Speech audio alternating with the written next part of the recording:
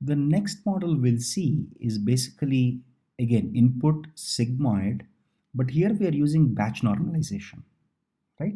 So we are using batch normalization for the first layer, after the first hidden layer and after the second hidden layer also, right? So let's understand this. Let's understand batch normalization and how the code exactly looks like. That's very, very important. Okay, so let's go step by step for it.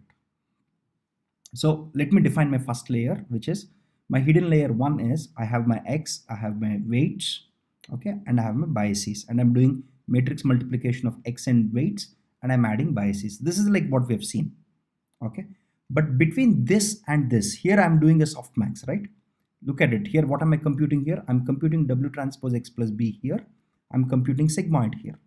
Between both of them, I have a batch normalization layer. Okay, so let's define the batch normalization layer. Okay, so what it means is this, let's call this Z's. Okay, so I'm actually not batch normalizing my X's, but I'm batch normalizing my Z's, which go into the layer. So to be precise here, let's understand this. Imagine if I have a layer here. Okay, imagine if I have a layer here. What I get as an input is W transpose X. That becomes my Z here, right? That becomes my Z here. Let me just change this is my Z, which I'm getting as input, right? Here I have a sigmoid layer, right? This whole layer is basically sigmoids. So I perform batch normalization. When you perform batch normalization, you get your W transpose X equal to Z here. You have your batch normalization layer here, followed by the sigma, followed by your sigmoid. So you're batch normalizing actually Z's. That's important to note. A lot of people get confused and they end up batch normalizing X's. You should not batch normalize X's. You should batch normalize Z's. Okay, your Zi's or Zi's before you apply the sigmoid. This is a very, very important differentiation that a lot of people mess up, because I personally messed it up when I first learned it. I used to batch normalize X's, while what you need to batch normalize is the Z's, which are going into your sigmoid layer, your basic activation units, right? So with that example, let's see. To compute by batch normalization, I'm computing moments, which is nothing but my mean and my variance. Okay, and what I'm doing here is I'm scaling. I have a scale and a beta variable. Remember the scale and beta variable that we have in batch normalization, that we discussed in batch normalization in a lot of detail, right? Finally, for my layer one, I'm adding a batch normalization, right? There is actually batch normalization inbuilt into TensorFlow. But to do that, I'm saying take the values of layer one, which are Zi's. Okay, so this layer one values I'm taking, which are nothing but Zi's, and I'm saying the mean is here, the variance is here, the scale and beta values are anyway here. Okay, the scale and beta. And I'm also taking a small epsilon value, and I define my epsilon to be 10 power minus 3, right? So here, very, very important thing. So this is my computation of Zi's, which are nothing but W transpose Xi's, right? Once I have that, then I'm adding a batch normalization layer here. This is my batch normalization, and then I'm computing the sigmoid on top of the batch normalization on top of Zi's. Right? This is how you define it in TensorFlow. These steps are the most unique steps in this snippet of code because they define the batch normalization. Everything else we have seen already, right? Similarly, even for layer 2 inputs, we add a batch normalization. So this is my layer 2.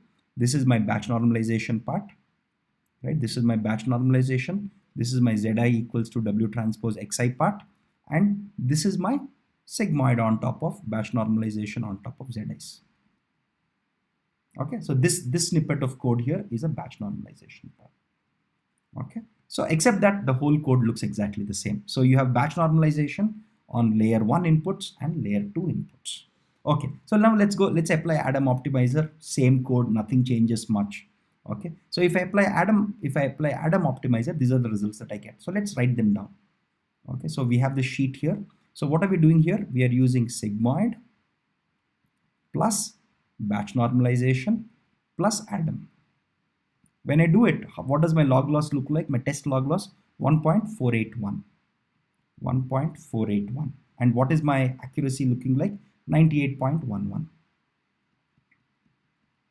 Okay, this is case 1. What about sigmoid plus batch normalization plus SGD? because we have also run that, right? So, okay, so let's go down. Again, I'm plotting the distribution of weights at the end. Then I'm doing the same model 3 with graded descent optimizer. Let's look at these numbers. 2.060.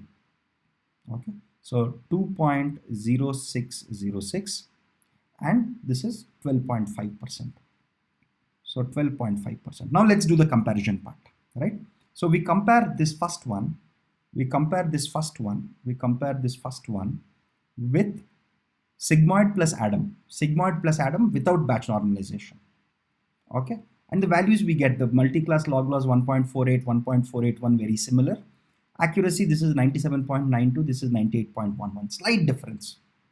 Okay, and that's because MNIST, as I mentioned earlier, is a very simple data set, and hence the incremental advantage of having batch normalization is small. But if you have a complex data set and a very, very large network, batch normalization plays a very significant role. Number one. Number two, so let's take this. Now let's change the color here.